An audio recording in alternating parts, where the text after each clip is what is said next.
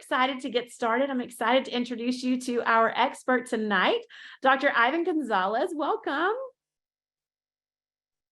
Hi, thank you for having me. And what a way to start. And have like I think I did one of the earlier ones, and now it's like I'm very honored to be in the 50th because that's one of the milestones. So thank you very much for having me tonight. Well, I'm so excited when I saw your name on it tonight. I said, yay, he's been with us before. So we get to celebrate our 50th with a veteran. So we're glad that you're here. I want to tell our audience a little bit about you. So Dr. Gonzalez is an associate professor of clinical pediatrics, the Pediatric Infectious Diseases Division at the University of Miami School of Medicine. And he's also a pediatric infection diseases transplant liaison at the Miami Transplant Institute. So he has received his medical degree from Rutgers Medical School of Medicine and completed a fellowship in pediatric infectious diseases at the University of Pittsburgh School of Medicine in Pittsburgh, Pennsylvania. So he has received the Ward Teaching Attending Award by the University of Miami Miller School of Medicine. Congratulations on that. Let's see. Can you hear us, Doctor? Oh. Yes. Okay, great.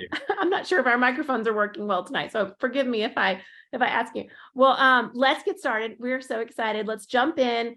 This is a topic that is still relevant. We're still talking about it. COVID is still around. Flu is always going to be around. So we want to know the difference in RSV, COVID, flu. How do I know what it is? So let's start with what is the flu and how does it differ from just a common cold? Right. So the flu, one of the biggest issue, Sarah, is that the fact that all these things cause some kind of respiratory issue, right? And they can all overlap very closely to one another. And sometimes, in different viruses can affect people differently. And, for you may get a congestion, runny nose, cough. Someone else may get a sore throat. And the presentation is such a wide range that the flu can present in you one way and it can present in me in a different way. So the classic thing for the flu, for example, it's caused by different viruses called influenza, and it has a couple of strains. Okay, so I'm gonna rush you through a little bit of like medical school and then infectious disease a little bit. So I don't get any letters right? after my name though, do I? No, I'm teasing. Teach us. No, so there's two types, and sometimes people think that if they get the flu in one season, they cannot get the flu again, and that's not true because there's two types, two strains, what we call A and B, and sometimes you get A and then you get a wave of B. So you could actually get the flu twice in 1 year because there's two types of viruses that cause the flu, and the flu is short for influenza viral infection. And the classic thing that most people will tell you, oh yeah, when I had the flu, I remember that. It's body aches.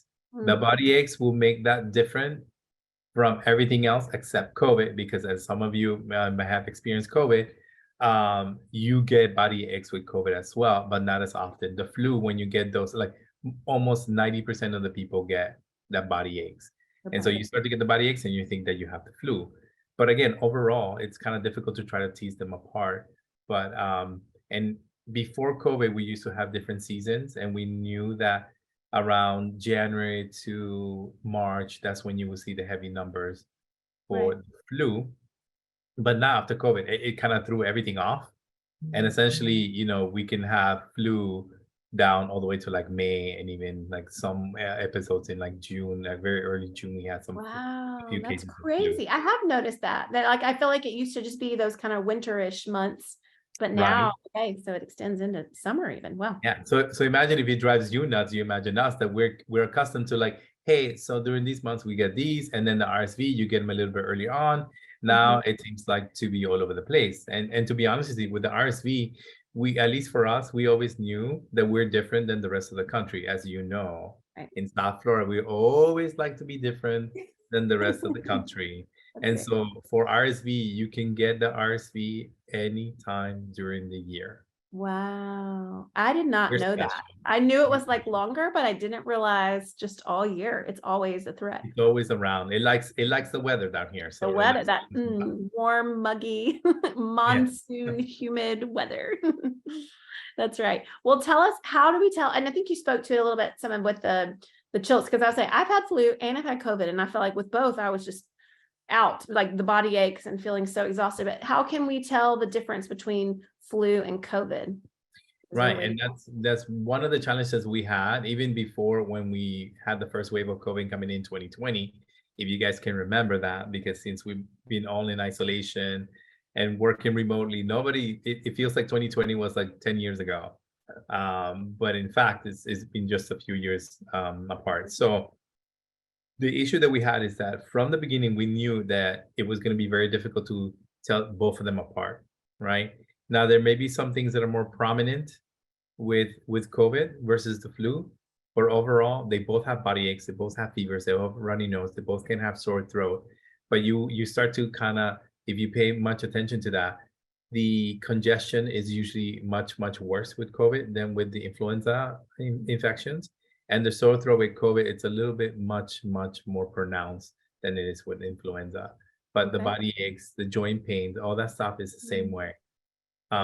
So it's very difficult to tell them apart. So by symptoms alone, you can't really tell. You have to know what's going on in the community, and is there more flu than COVID, or is it more COVID than flu? Yeah. So luckily for us, the COVID is very low, but there's a few things that kind of go into that. Yeah. So we don't really test like we were testing before, right? Mhm. And it has kind of fallen to the side, and it's just like I was talking to somebody today, and they told me, "Oh yeah, COVID is just a cold, so we don't care about that." And I was like, "Yes, I know it's just a cold to you, but for me, it's a little bit different." I was like, "I'm in the other spectrum on the side." Yeah. So the numbers for COVID are very low because also people are not testing as frequently as they were doing before. So we're not catching everybody that has COVID right now. So, but look, overall, the numbers for both the flu and COVID seem to be kind of small at this time. Okay. Yeah, that's good news. We'll take it. I know people aren't testing, so maybe it's a little skewed, but we'll Right. take that it's down. So, okay, I want to let our audience know too, if you have a specific question during our time tonight, I want to do my best to get those in front of Dr. Gonzalez. So if you look at the bottom of your screen, you see a chat feature. That's where you can tell us how many kids you have, what are their ages, any topic ideas you have. Talk amongst yourselves there if you'd like. If you have a question for our expert, if you would put that in our Q&A box, then I will, they'll help me keep them separate and I'll get those in front of Dr. Gonzalez. But okay, so talking about flu in our children, how can we protect our children from the flu, especially about this season is so much longer? What are things that we can be doing? So I think, obviously the first thing to do is to get them vaccinated so it can protect them. I think that sometimes the flu shot gets a bad rep, and it's a little bit complicated because they have to make the vaccine ahead of time, right? So obviously it's not always 100% accurate to the exact strain that is going to be traveling in our community, but it does provide you some protection. So getting the flu shot, I think, is step one. Step two, if like for some reason your child cannot get it, they're on steroids, immunosuppression, something like that, Mhm. then the best way to do it is sort of like for the family to create a barrier. So if they cannot get it, you can get it. And so you can get the vaccine. And so like if you don't get the flu, then they're less likely to get the flu. Also teach them about hand hygiene, which is very nice because um, you pick up less germs when you're out there if you wash your hands. And so it's less likely for you to get the flu from just going out into the community. And also try to teach them that if they are sick, try to keep them at home, or teach them the proper way, like cough etiquette, which is sort of like to put your arm around your mouth if you're going to cough, if you're going to sneeze, all that, so then you can prevent the spread of the disease into the community. So those are some of the basic things that you can do, but the most important thing that you can do is to actually get a flu shot for your kids. That's great.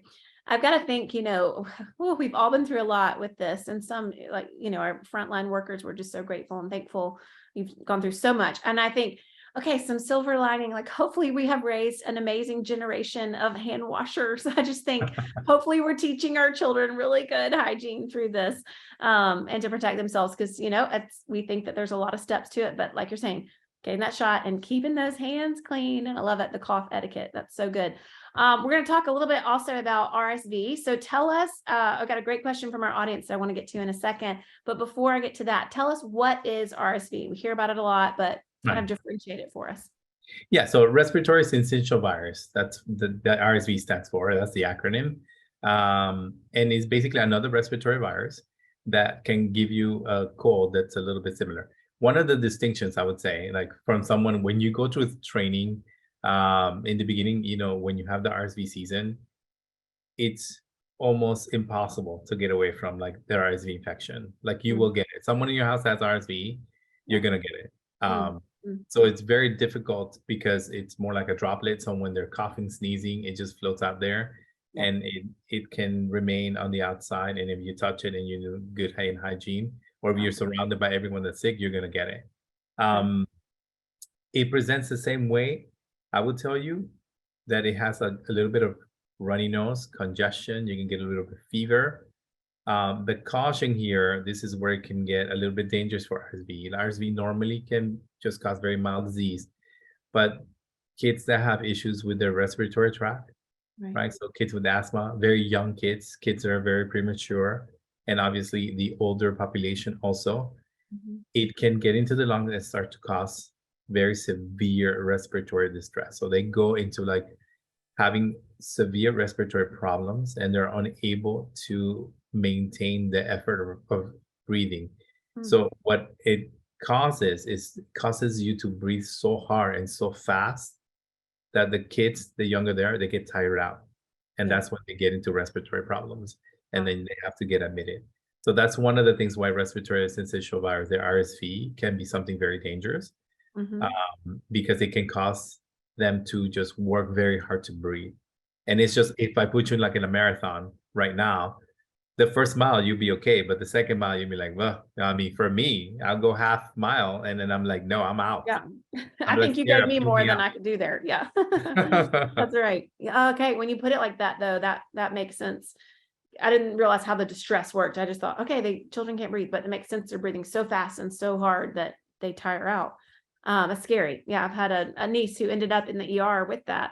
And I think probably others listening in have. So I've got a question from our audience, and it says that their 4-year-old had COVID 2 times, and then her 16-month-old had it once and then had RSV 3 months later. This guest says, I'm curious about the long-term impact of COVID on the pediatric population. Are there any correlations between the number of times with COVID and future complications? And then also kind of similar with RSV, are there any future complications following an RSV diagnosis? Very good questions. Let's take the COVID one, because I think that's going to be the simpler of the two, if you believe that. To this day, we know that, so you guys have heard about the long COVID in adults, right? So there is some of the population of pediatrics that gets the COVID, and they can have the same issues, the long COVID. So that is the easy part. The difficult part is that we don't know why, and we don't know how long, and we don't know what the long-term effects are going to be, because it's just too early on. So unfortunately, I will tell you, if you guys remember like the Zika outbreak in 2017, we didn't know what the long-term effects were going to be until like 3, 4, even 5 years later. And we're still getting some publications right now suggesting some of the things that were caused by Zika back in 2017, and we're in 2023. Right, and it was affecting some brain development. Even those that didn't get infected, they just got exposed. So to put that into perspective with the COVID, we know that some of the kids will suffer from long COVID, but we don't know how long, and we don't know what the long-term implication that's going to be. You will start to see some of that maybe 4 or 5 years from when it started. So if you look at 2020, mid 2020 is when it was in full force. You're looking at 2025, maybe when you start to see some of the long-term sequelae. Wow. So yeah, unfortunately, time will tell, but right now, I think the most important thing is to try to find like a specialist that deals with some of this COVID long term, and just kind of have them evaluated and figure out if there's any like long-term effects. Yeah. So that is the easy of the two questions that you asked me. Yeah, I was surprised. That wasn't what I thought you were going to take. Before you go on to answer the RSV portion of that question, would you just, for our audience, maybe give we hear the term long COVID, but could you kind of like maybe flesh that out a little bit for us of like what can that mean, maybe even for our children? Right. Yeah. So in particular, so there's a lot of things. It all depends on your initial presentation. Like, so the way that I think about COVID is not so much about the virus itself, but it's your response of your body to the COVID infection, right? And so then what happens, your body sometimes overdoes it, right?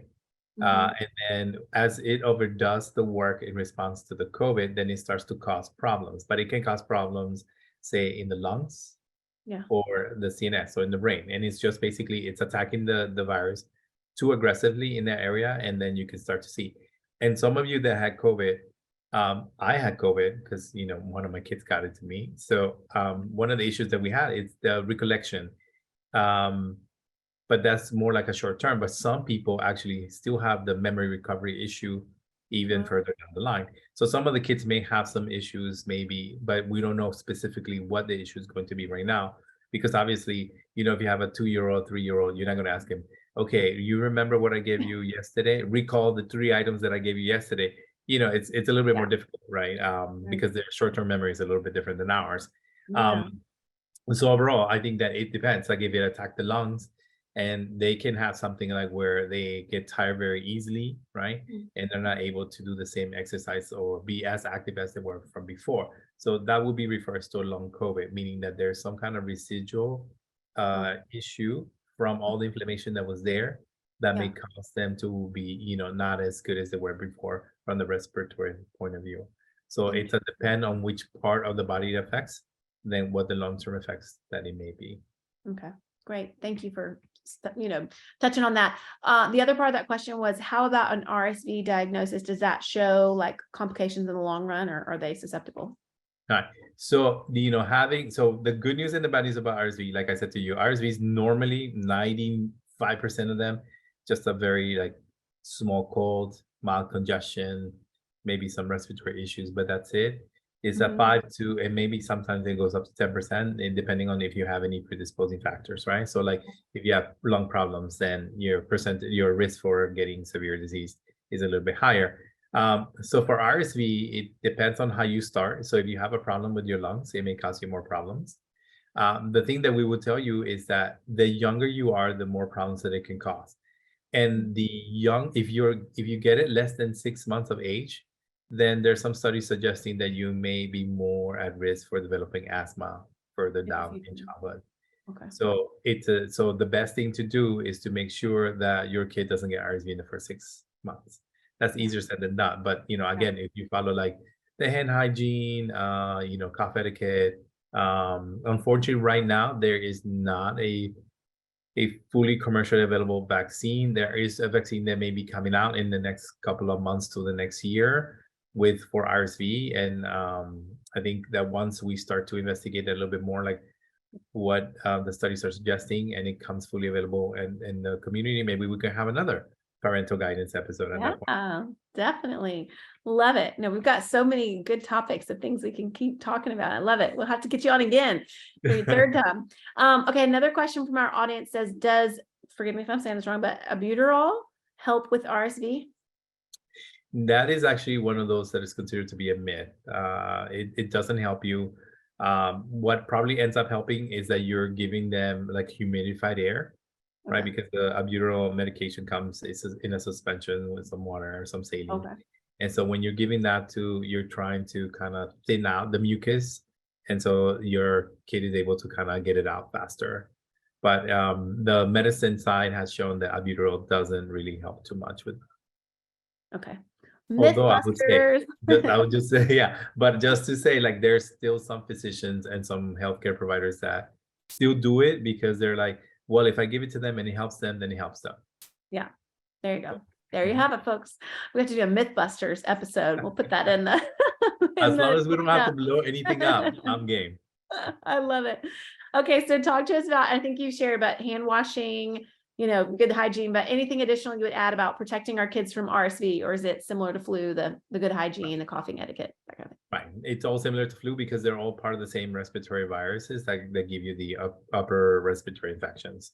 Yeah. So they can all be handled the same way. The only difference between the flu and the RSV, actually, to be honest with you, the difference between COVID, flu, and RSV is that with COVID and flu, you have the opportunity to vaccinate your kids. And with RSV, that's not widely available yet. Okay. Yeah, good point. Okay, what about, can RSV, and you talked about this a little bit with that question, but can it lead to other diseases or illness? Right. So we kind of mentioned that already in the beginning, where if you are younger than 6 months, it can predispose you to have asthma in the future. And obviously, I think that even if you do get it afterwards, so for example, you probably have heard the term reactive airway disease, which is considered to be that you're too young to be considered to have asthma. So those patients, if you get RSV, it's definitely going to trigger sort of like an asthma-like attack.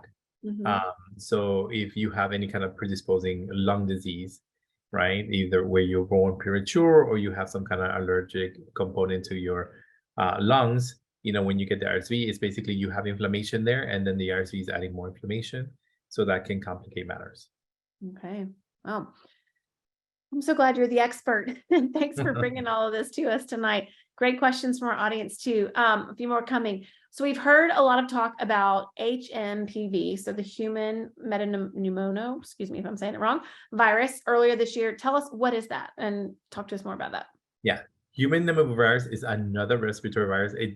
In the beginning, um, a lot of the studies showed that when we were thinking it was RSV, it was actually the human metapneumovirus Wow. because they cause very similar disease, but they're two different viruses, but they Wow. cause the same thing. So it's another respiratory virus, and it can go on.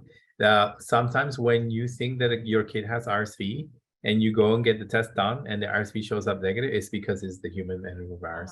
They're very similar in nature. When you look at the two of them, forget the fact that they're two different viruses. When you look at them, like say if you were looking at boxers, for example, like pound for pound, right? Uh-huh. They're like identical. You would think that Wow. they're twins in terms Wow. of the way that they behave and the disease that they cause. But when it comes down to it, they're totally different viruses, but they cause very similar. So like you can have some congestion, you can have some runny nose, and you can, if you have some kind of underlying lung disease, then it can trigger something like an asthmatic like episode. So sometimes when you think you're RSV and they do the RSV test and it's negative, it's probably the human pneumovirus because they're very similar to each other. Wow. Is one more scarier than the other or critical than the other, I guess is the word? Or does it just depend on the person that gets it? Yeah, it depends. It depends on the person, but the two of them, like I said, they can cause very similar disease. So not one over the other. And I think that the debate in the literature is exactly what you're saying right now. We think that we think human metapneumovirus is worse than RSV, and then the RSV comes like no, RSV is much worse than that. And so the pro human metapneumovirus there, and it's a little bit more difficult to deal with, but they're essentially the same, and they cause the same disease. Interesting. Wow. Yeah, they are like head to head, I guess. So Yes. it's important Which to is go it's never good therapy. for us though on this end, or Yeah. like the kids because they get sick. So Exactly. Man. All right. So we've talked a little bit about COVID, but I want to do a little bit deeper dive here, maybe a few questions about vaccine and whatnot. But can you first start talking to us about just the current state of COVID-19 right now? Is it still something to worry about? How is it affecting our kids? so one of the latest things, and I don't know if you guys had spoken about COVID before, but the latest strain of COVID that's coming out, so it can cause pink eye, and which Crazy. I know. At that point we were like, oh my gosh, is there something that COVID can do? The I guess the answer next is thing, no, it can what do in the world whatever. will be next? Wow. Yes. So, what we started to see, and this was actually, we didn't see much of this here in the US, and particularly in South Florida, we didn't see a lot of that. But the latest strain that was traveling in Europe was essentially a different type of strain, similar to the last one they were had, and it was just causing a lot of pink eye. That's Crazy. weird, right? But that was So it. weird. So you would see people coming with pink eye in the ER, and we're like, it could be COVID, people. Read the Yeah. news. Wild. But it was very mild. It wasn't causing a lot of trouble. It was Okay. just causing a lot of pink eye. And you know how pink eye can be very contagious Yeah. from one person to another. So, it would help to spread from one person to another. But it wasn't really causing very bad disease. So right now, again, what we were talking about is that the possibility that the numbers that we see are very low, but they may be because we don't test as frequently. And a lot of people have kind of basically said that it's just a regular cold. So the numbers may be sort of deflated, but they may be more artificial. So there Yeah. may be a little bit more of COVID going on right now. But again, I think even if you were to test, I think that the numbers are sufficiently low where we could be, we don't have to implement a lot of the stuff that we were implementing before. Okay. So if my kids turn, I have 4, if one turns up with a pink eye, I mean, what's our game plan there? Do we go to our pediatrician and get Yes. a COVID test, get a pink eye test? I mean, what's the plan of action? I guess it's probably can't speak to that. It's probably specific for every child, but Yes. And also very specific to each pediatric practice. okay, So yeah. some of them may have the COVID rapid test available to them right there in the office. So if they do, I would suggest that you go to your PCP. They know you better, and they can provide excellent care for you. But, if they're not available, if they don't have the testing available, then Sierra, this is the plug-in so that they can go to any of the Jackson That's right. facilities. Yeah. Yeah, that's great. And they're all over our community. So, yeah, great word. All right. So, in light of that, is it too late to get a COVID-19 vaccine for kids? I'm infectious disease. You can never be, That's right. there's always time. The likelihood, to be honest with you, depending on what you've been doing in the last couple of years, the likelihood that you already had COVID, you just didn't know it. Yeah. Yeah. Crazy. Wow. But never too late to vaccinate. And Yeah. of course, you know that there's two different types of vaccines that are available. There's the Pfizer and there's the Moderna vaccine. They both use the same platform, but they are approved for kids that are 6 months and older. So the only difference is if you're less than 6, it has not been approved for either one of those two vaccines.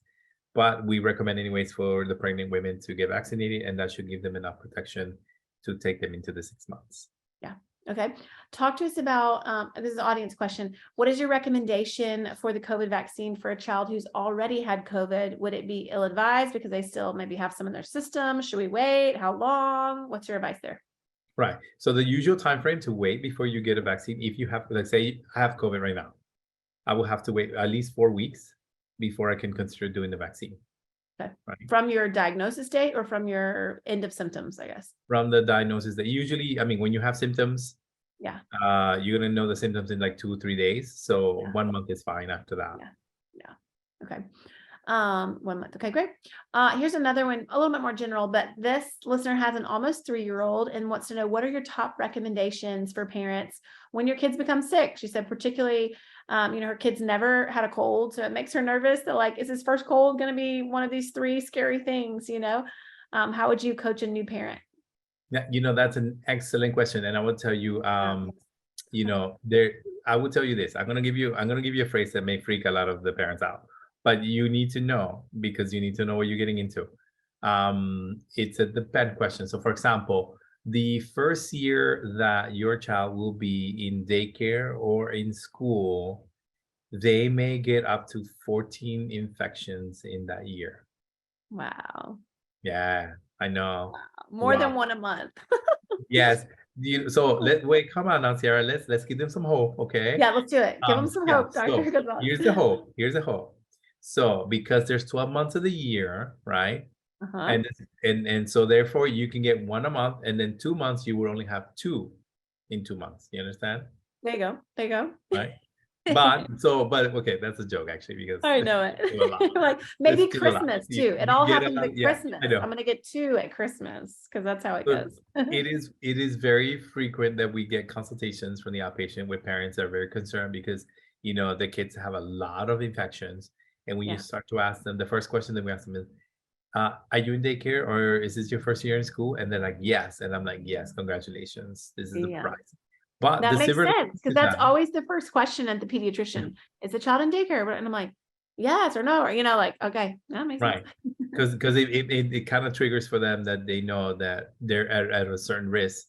Because let's face it, you may do a good job in your job. In your house, being a mommy or a daddy, taking care of your kids and teaching them about hand hygiene and all that stuff, all the goody things that we're talking about right now. And then they go to school, they're like, my mom is not here. She's not watching me. Let me do whatever I want. That's right. We need to make parental guidance required watching for all childcare families teaching their children. I love it. I love it. But on a serious note though, the first year will be the worst year that you will experience. And the second year they get better because they've seen a lot of the viruses. And so then the second time around, their immune system has seen some of these players already. And so that you don't get as many infections as you do the first year. So that's the silver lining, that as the years go by, they're going to get less and less infections. And to be honest with you, daddies.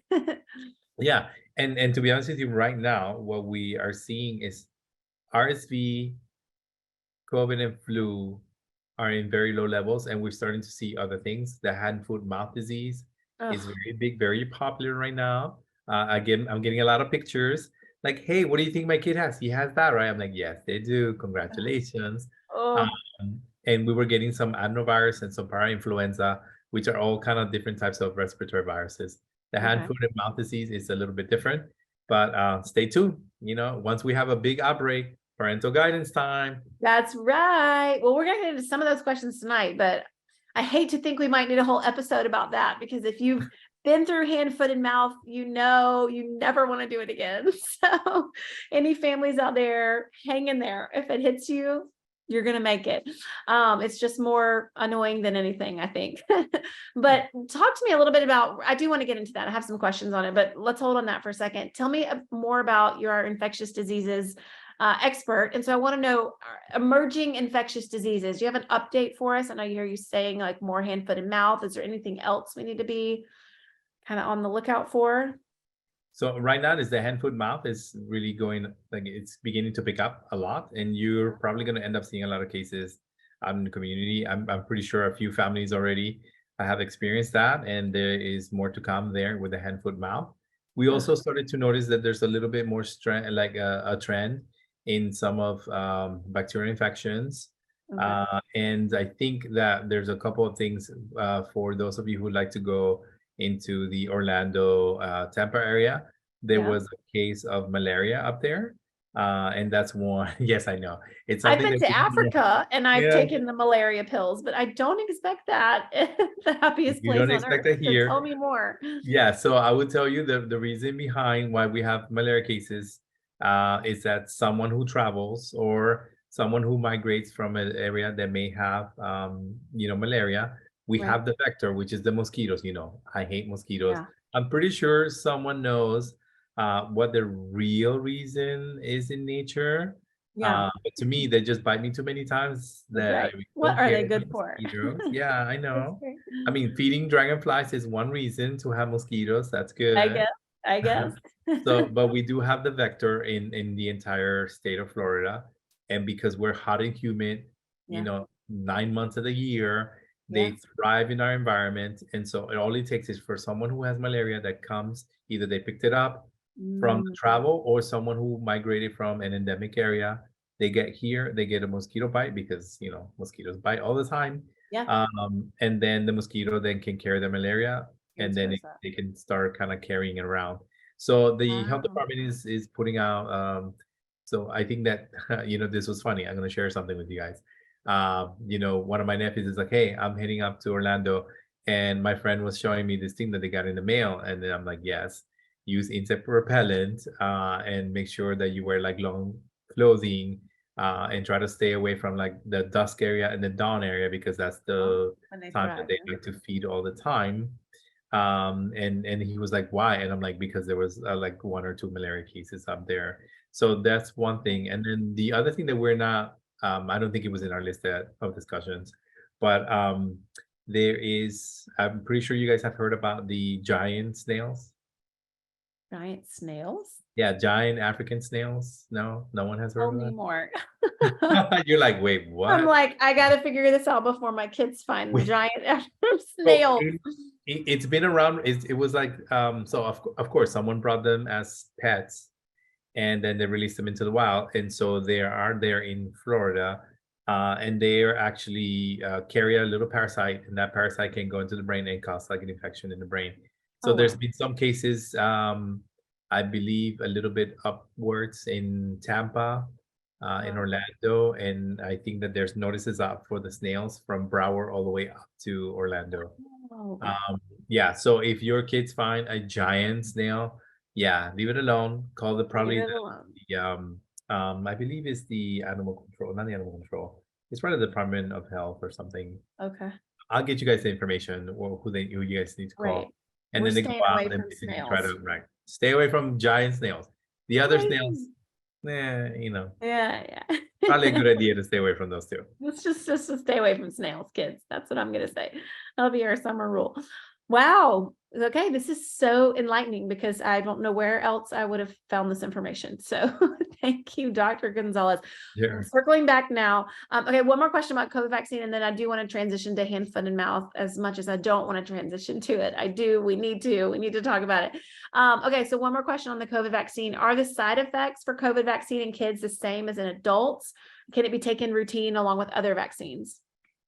So yeah, so there was a big discussion about whether you can do the flu vaccine and the COVID vaccine at the same time, and the answer is yes. So yes, it could be part of your other routine vaccinations. That's not a big deal. If you want to space it out, you can do that too. The side effect profile for the kids compared to adults, it's way, way better. The only time where you can like maybe have a little bit of concern is if you have a male teenager that they have different slightly risk factors. But when you compare it to the natural disease of COVID, it is 10 times less that you would develop like the inflammation around the heart with the actual natural disease of COVID than the actual. Yes, you see, someone put it out I there. see it. Yeah, thanks, Patty. Yes. She put that in there. A Thank link you. to the Appreciate it. article. Everyone's Yes, going and to that's go the department that you snapshot need these to call. snails. You So heard yeah, it here first, folks. so yeah, so it's much more likely for you to develop the inflammation around the heart with the natural COVID infection than you are to do it with the vaccine. And it's very simple management. You give them a little bit of Motrin, Advil, ibuprofen, a couple days, and they're as good as new. So that's the only difference between younger kids and older kids. Okay, great. You mentioned kind of in passing, we were talking about the merging of diseases right now, and you said something about bacterial infections. Is there Yeah. anything we should be on the lookout or anything we should be prepped for that?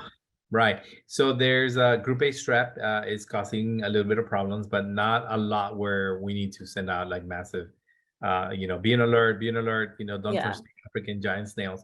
Yeah. But it's something that we're tracking as a group in conjunction with the different hospitals in South Florida.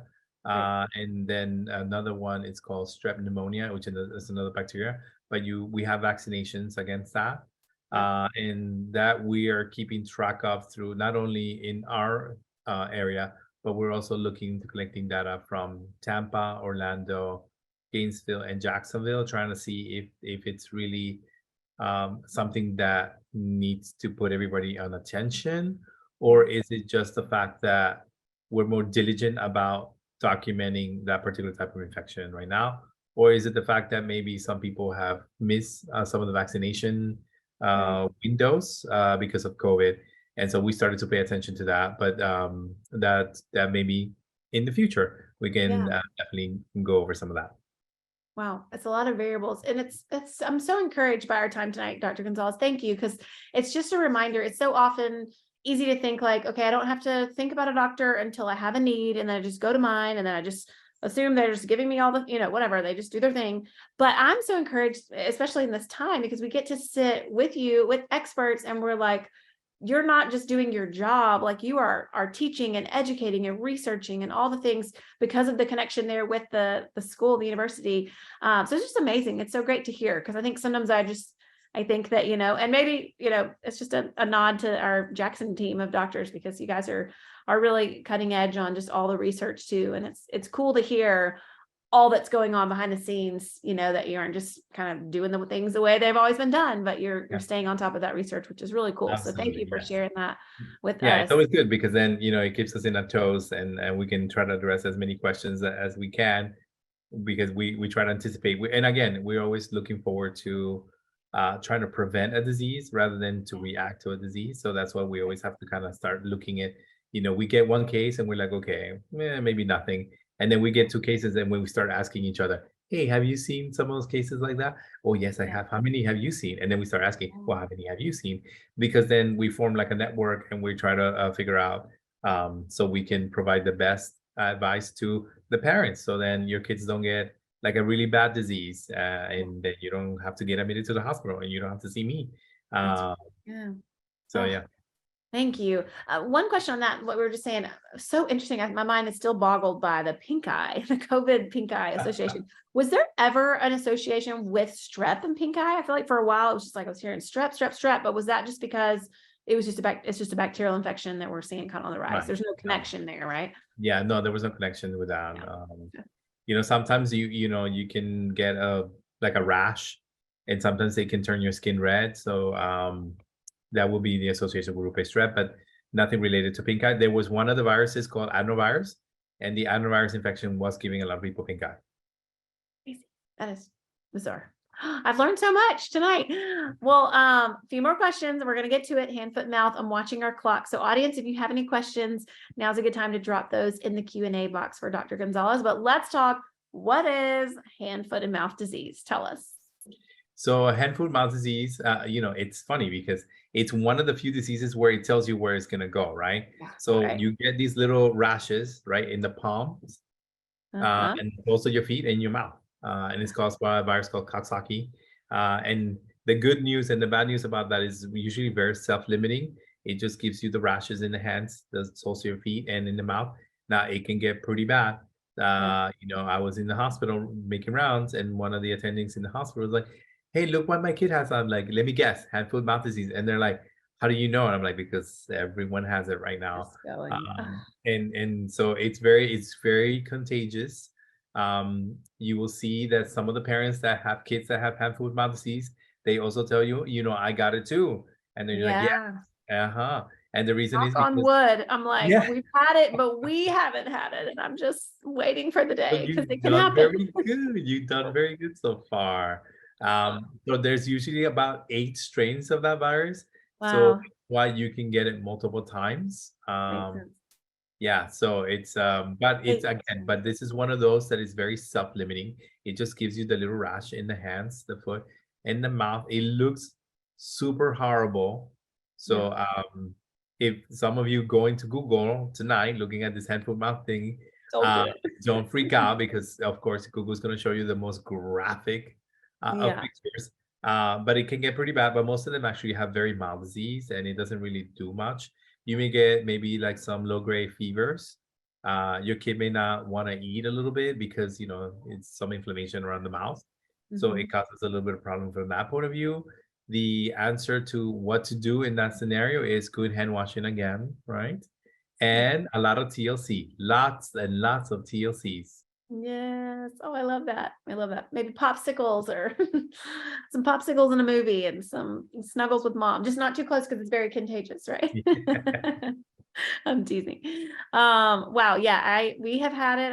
Our kids have had it, and I've had friends who it took their whole house down for 8-10 days, so it's no fun. It's hate to know that it's on the rise, but you've given us good tips of how we can avoid it and how we can make our way through it. So I appreciate that. Dr. Gonzalez, just to kind of wrap up our time, let's talk about just a quick run through of which of the diseases that we've talked about tonight can be prevented with a vaccine. Wow. Okay. So let's go with COVID, flu. Those definitely can be prevented with the vaccine. Those are like the low-hanging fruit, so to speak. Yep. The other ones, the hand, foot, mouth, they really don't have a very good vaccine for that. RSV, like I said, there is a vaccine that's coming up in the ranks, and maybe in the next 6 months to a year, you will have the opportunity to try to vaccinate. There is absolutely nothing that you can do for the parasite with the African giant snails. And apparently you can contact, I believe it was like the Department of Agriculture, right? Okay. So you can give them a call and let them know where you saw it so they can come and grab it and take it away so then it doesn't spread throughout our community. So there's nothing to do. There's just, if you get it, I think that one's going to be very difficult because unless your kid tells you that they were playing around with a giant African snail, you're not going to know unless they call infectious disease and we'll be like, do you live here? Do you live here? Do you live here? Yes. Okay. That could be this. Yeah. And then the strep pneumo, which is something that we haven't verified if it's going to be causing more disease than the normal. There is a vaccine that you get. So that's part of the routine vaccines that you get at 2, 4, and 6. And then you can get a booster at 15 to 18. And you get another booster around 5 years of age. So those are the main vaccines that we have available for the diseases that we talked about. Awesome. We covered so much material tonight. I loved it. A lot. Thank you so There was much. a lot of diseases, and I mean, it's sad to say there's a lot of diseases, but you covered them so well and you've equipped us, and we're just so grateful and thankful. I want to make a couple announcements before we end our time together. If you enjoyed tonight, I hope you did. I know I did. I learned so much.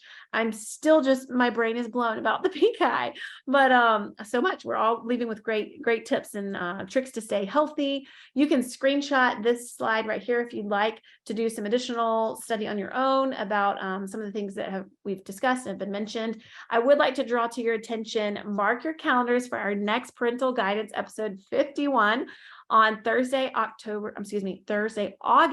17th. So we're third Thursday of the month. So school will be just getting started. And if you have little ones or you're expecting little ones, this episode is for you. We're going to be talking about a parent's guide to breastfeeding, pumping and feeding your children. So I have had 4 children. I nursed them all, but I will say you never know it all. I think I had the most trouble nursing my 4th one, and I sought the most help with my 4th one. So if you're a mom and you've done it before and you think, no, you should join us because there's always something new to learn. So we're going to be talking about whether you're planning to exclusively breastfeed or supplement or formula feed. Feeding your child is stressful, but it can also be rewarding. So join us as we talk about the benefits of breast milk and supply and milk storage and using a pump and all of that, how much formula is appropriate, when to introduce solids, how to wean, and learn the ins and outs of feeding your little ones. So save the date for August 17th to join us then. Again, recordings of all these webinars, including tonight's, are available at parentalguidance.org. Give us about a week and we'll get this one there, and you can sign up for future episodes and you'll get email reminders to join us. But thank you again to our wonderful guest tonight, Dr. Gonzalez. We appreciate you taking the time to be with us. Thanks so much. Thank you for having me, and particularly always. doing the 50th episode. I think this is a very nice milestone. I feel And like we need definitely balloons we have to do the 100th episode now because Let's it's a do milestone. it. Let's do it. I do want to give a huge thank you to UHealth Jackson Children's Care and say that there is a whole team behind the scenes that makes this possible. So you know who you are, and we just thank you so much for just equipping us every third Thursday of the month to get these live and in the hands of parents around the world and throughout Miami-Dade, of course. So thank you again, all of you, for joining us tonight, and we will see you on August 17th.